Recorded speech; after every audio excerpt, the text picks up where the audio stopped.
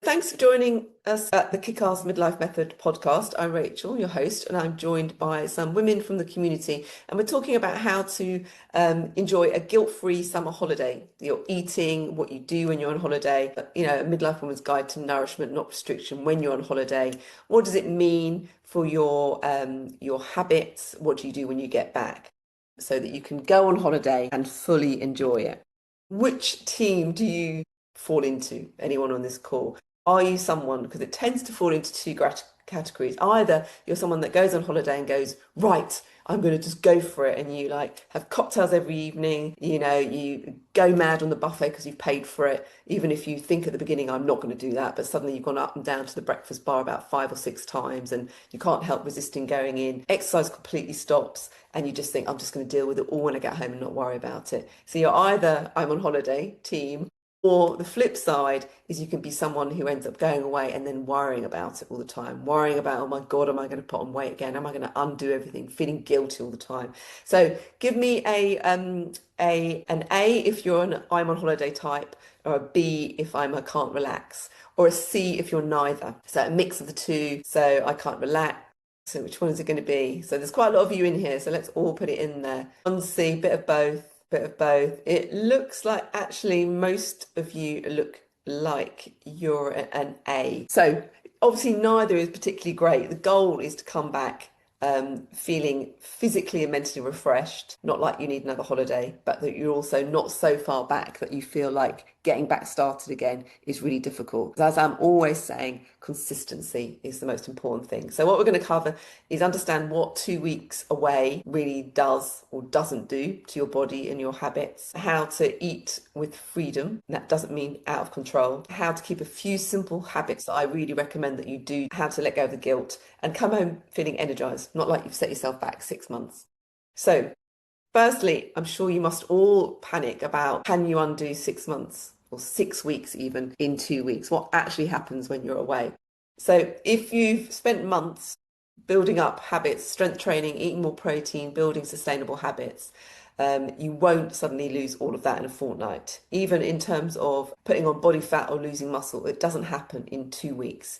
What actually happens, and you can maybe experience some of this when you come back, you might feel a bit bloated because your glycogen, your food gets converted to glycogen, gets stored in your blood. That might increase. You can retain more water because carbohydrates, I think that it's something like I can't remember the exact statistics, but carbohydrates contain water. They attract water. So therefore, when you have more carbohydrates, it can retain more water. Digestion slows down with richer food. So the scales might go up temporarily, but it's not actually anything of consequence to worry about. Having said that, don't just then take that and think, oh, well, it's not going to do anything. It's just a license to just gorge yourself and do whatever. Eating to enjoy yourself and eating because you've decided you're just going to blow it is two different things. So for some of you who are taking part in our 7-day nutrition challenge at the moment, cooking with herbs and spices, it's about making sure that you still savor and enjoy it, and it's not just this blind eating just because you're away. So I always recommend when you go away, don't track, just eat with intention. So I think it's really important, and most of you are in here for a year, some of you are coming to the end of the year, that actually the sole purpose of tracking is just it's data to help you implement strategy, and eventually you don't track at all. You might track in and out like 1 or 2 months of the year and you don't track all the time. I think it's a really good refresh and really good practice to go away on holiday and not track, but to eat with intention. So you're always thinking when you're going out to dinner, when you're away, thinking, well, what is on the menu first that's got protein? So think about your protein first. It's not difficult. Then think about your vegetables. What can I have that'll add the vegetables? Then include your healthy fats and then enjoy maybe 1 or 2 extras. So if you pack your plate first and then add the chips or the dessert, a glass of wine, but then you focus first on the protein and the vegetables and the healthy fats, then that's good enough. So what does that look like when you're on holiday in Greece? It's nice. It's like grilled chicken, steak and fish, large salad, small portion of chips. It's not that big a deal. Italy, seafood pasta. If you're going to have pasta, think, well, how can I add the protein in it? Have the seafood pasta. Think about tomato-based sauces instead of butter and cream. Grilled fish side salad. Beach restaurants, frito misto, but have it with a large green salad, fresh seafood. And if you're going to have alcohol, and obviously we all are, just try and think about alternating it with a sparkling water in between, and think about that thing about when you wake up the morning after, if you're on holiday, how do you want to feel? The reality is none of us sleep that great when we've had alcohol nowadays. Do you really want to ruin a day of your holiday by actually feeling terrible by really going for it on the alcohol? So just thinking about eating and drinking with intention. Now, maintain your mindset habits. I think this is really important. Let me just let Wendy in. So protein every afternoon. I would recommend that you do actually take a small shaker. Decathlon do really small ones. It weighs virtually nothing, can fit into your pack. Take your protein powder or buy some out there, and just think about that, having that as your habit every afternoon. If you're obviously if you're out on a city break and you're going out, then maybe not. But otherwise, it's really easy to do. It's not that big a deal to do it. And then moving. I like every morning is probably the best time. It's going to be cooler depending on where you are if you do it in the morning. The things that work for you at home are going to be the same when you're away. Like most of us find it easier to ensure that we get something done by doing it first thing in the morning. If you leave it and you're on holiday, it gets hot. You might have a glass of wine, you might be going out, so therefore it doesn't really work. So I always think, not from the perspective of you're going to progressively overload, you're going to build muscle or anything like that, not because you're going to try and burn the calories that you've eaten, nothing like that. It's all just about the fact that it's a mindset thing. For some of us, it's been hard enough to incorporate that exercise and make it a habit. So don't let it go, because if you keep that mindset consistency of, even if it's going to be something like, for 3 mornings a week, in place of my 3 strength sessions, I'm going to go for a walk. And so you keep up that consistency of mindset. And I think that is really important. And actually, you might think, oh, it's a bit of a pain, but we all know now, we've been in this long enough, most of us, to know that you actually feel so much better for having done your workouts. So actually, something that's going to increase your endorphin levels, increase your serotonin, is only going to be more beneficial on holiday. And then the lie-ins on holiday. Maybe you need a lie-in, but also, because you might be thinking, oh yeah, but I want the lie-in rather than getting up and doing my exercise. But think about it this way: do you actually need an extra long lie-in when you're on holiday? Because you're going to get loads of that parasympathetic recovery anyway. Things like you're reading on the beach or floating in the sea, lying on the sun lounger. All of that is rest and recovery anyway, and will restore you. And you don't actually necessarily need a massive long lie-in. So if you're going to weigh up the benefits of exercise to increase your energy and increase your vitality, and you're still going to get your kind of rest and recovery from the day-to-day of what you're going to be doing on your holiday. And I'd also recommend, from a consistency point of view, do your weekly check-in. Obviously, you're not going to take your scales away with you, but as I've said to most of you on calls before you became a client, it's one of the most important things, because it just helps you to keep that consistency. It helps your coach know what's going on, even if it's just on holiday. And really what's great about holiday is you're not thinking about stuff, and it's often when you're not thinking or concentrating on things that things bubble up and rise in your consciousness. So actually doing a check-in form then when you're on holiday, when you haven't got work crowding into your thoughts or anything else, can be quite useful, because you might have other things that are coming up in those check-in forms that might really move you on in some way and help us to understand a little bit more about where you are and where you want to get to. So I'd really keep that a habit, because then it's easier when you get back as well. You haven't fallen out of the habit, because 2 weeks can feel like 2 months when you're away. And suddenly, if you then get back and you haven't done it for 2 weeks, and you forget for another 2 weeks when you get back, that's 4 weeks. It's a big chunk of time not to be consistent with these check-in forms. And then, so what do you do when you get home? So some of you have been on holiday and have come back, actually.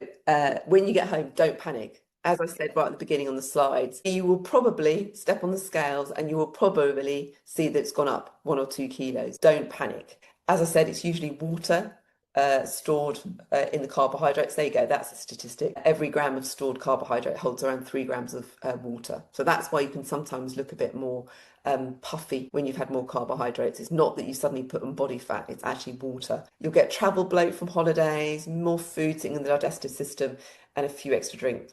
Most of the time, within 7 days, that's gone. So what I don't want you to do, and I've had a couple of people come back from holiday and worry about this, is suddenly think, God, do I have to go into, should I restrict my calories more? Don't do that. You should have learned enough by now to know that it will just slowly you'll go back to normal within a 7 days. So it's not about suddenly hitting it really hard, skipping your meals, thinking, oh my God, I've ruined it, I'm back to square one. You're not. You've just been on holiday, had a nice time. You've probably changed what you're eating for a bit, and it will go back to normal. So go straight back to your normal routine. Think about your protein targets again, drink plenty of water, walk and movement as normal. And I'll give you this little picture to illustrate this. You see, I don't know whether you can see this. So this is someone's weight, and you can see a little dip here, back about, a spike here, Christmas, see that? And a spike here, she's just gone on holiday. So really important that when you get back, you look at your full, and I'd say this for everybody anyway, every week when you do your metrics. When you look at your metrics, if you've gone up a little bit and a week, and you're just looking at the week, the spike can look really massive. Look at the whole graph and remember where you've come from. And when you've been on holiday, look at this and you can see from Christmas, it just goes down again. So all those spikes just go down again. So don't panic. Trust the process. Look at the overall graph and just remember that it's just a tiny dot in a much bigger picture. So and the biggest mindset shift, I think, when you go on holiday is you don't actually need a holiday from the things that make you feel good. It can be really tempting to think, I'm just going to rest from everything. You don't need to rest from the things that make you feel good. You need to rest from the things that make you feel stressed, like your deadlines, your emails, and the mental load of caring for everybody, constant decision making. These things aren't stressful. Protein isn't stressful. As most of you have noted, that you feel more energized when you have protein. Movement isn't stressful, it makes you feel good. Walking isn't stressful. Drinking water isn't stressful.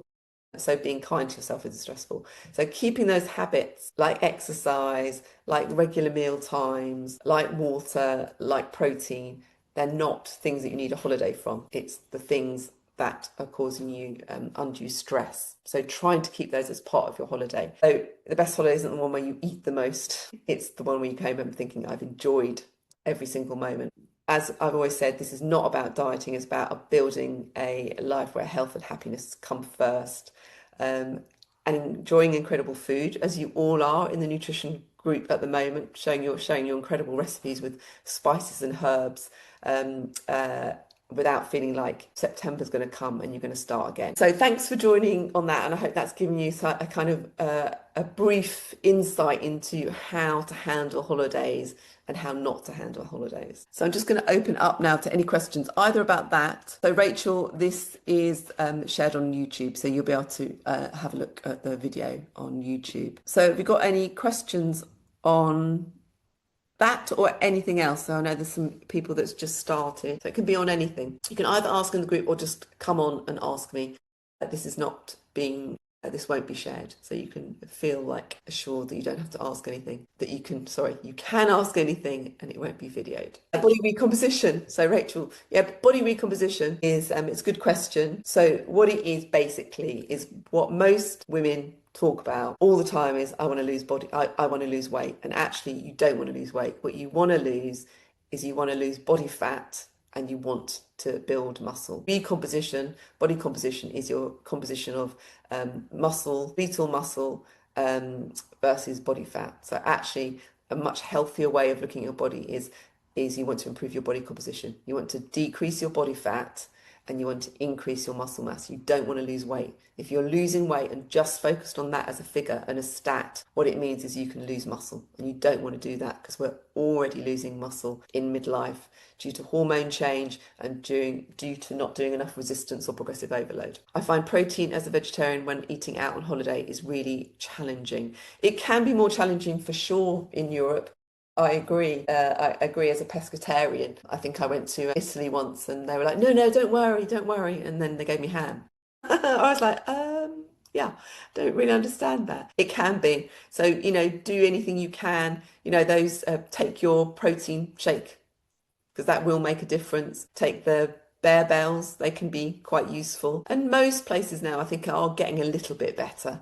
The Asian countries obviously are better, but Italy can be challenging depending particularly where you are. Spain and France, actually, depending on where you are as well, can be pretty challenging. But you can always get an omelette in France. Barbells. So barbells is those protein bars, which I go on about, which I've got for anybody new. They're 20 grams of protein, and so they can be a really good emergency snack, and they are like chocolate bars, I have to say. They're like a Snickers or a Mars bar. You can buy them in Holland and Barrett. So, people will say, yeah, but that's not healthy. It's got this and that in it. And yes, of course, they're not as great as having like a breast of chicken, but they're better than having a chocolate bar, because it's like a chocolate bar, except it's got 20 grams of protein. Any other questions? It can be about anything at all. It doesn't have to be about this presentation. It could be about something in your training plan, something that you've come across. Ask it now rather than waiting, because as I always say, the longer you wait to ask something that you're not sure about, the longer it'll take to progress. The sooner you ask something, the sooner you go, when we do the benchmarks, I struggle with the benchmarks because I can't get my head around it. When I'm doing the benchmarks, do I drop sets in that as well, or do I no. just do the bench? Right, just the bench before I forget. There will be a benchmark. I think it's next week. Not for those people who've just joined, by the way, but those people who've been in the program for a while. Those people who've just joined, you will join the next benchmark. You don't do drop sets. The point of progressive overload in a benchmark is that you're actually doing, particularly if you're in the gym, you're doing a 5-rep max, and that you can't drop set, and you should be able to lift heavier with a 5-rep max than 12. And as I say, most people, if you get very experienced, you're doing a 1-rep max. I don't do that at the moment with any of you. I wouldn't do that probably until I was coaching someone for 2 years and who's in the gym, because a 1-rep max can be quite scary to do that. So 5-rep max gives us a good indication. But I will go into that a little bit more when I talk about the benchmark next week. Anyone else? I've bought those like metal hand grip things because I was struggling to do the weights because my hands weren't strong enough. And I was doing these ones, the row, bent over row, bent over row. And I noticed that I was using different muscles. So where I was doing it with my hands, I was using my bicep, but now it's going more into my tricep because of how I'm gripping. Is that normal and okay? Normally, when you're using a pull movements are back and biceps. A push movement is chest and triceps. So it would be unusual for it to be triceps, but it doesn't really matter as long as it's not hurting. No, it was fine. It was just like, I'm using completely different muscles. So I would really feel it was. Yeah, so I would record yourself, make sure that you're doing it properly, and put it in the group so that I can check. And anybody else who's on the group program, use the group.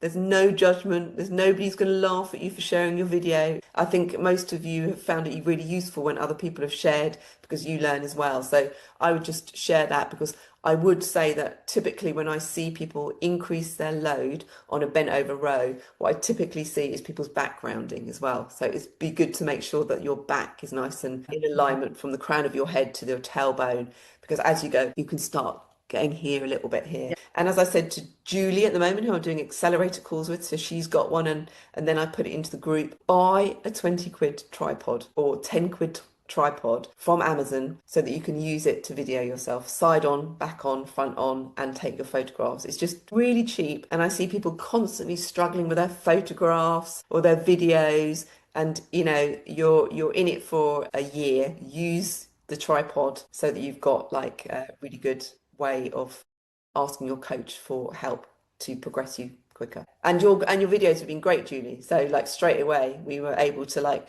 look at Julie's deadlifts, look at her squats, which makes a big difference, because then you're going to progress quicker, because you're actually making sure that you're in the gym now. I love it.